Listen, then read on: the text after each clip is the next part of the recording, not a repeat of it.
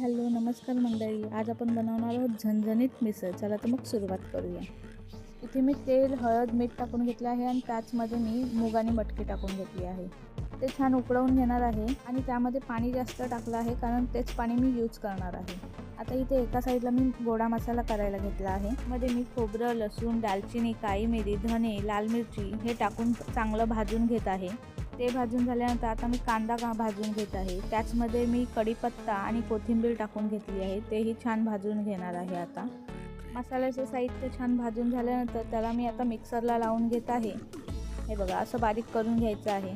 आता आपण मिसळ करायला घेऊयात। इथे मी मोठी कढई घेतली आहे। त्यामध्ये बटर आणि तेल टाकून घेतलेलं आहे। त्यामध्ये जिरं हिंगाची फोडणी घातली आणि कांदा टाकून घेतला। त्याचबरोबर कोथिंबीर आणि टोमॅटोही टाकून घेतलं। त्यांना छान परतवलं आणि मग जो मसाला करून घेतलेला होता आपण तो टाकून घेतला। त्याचबरोबर मिसळचा मसाला टाकून घेतला। उकळवलेली मटकी पाण्यासहित टाकून दिली त्यामध्ये।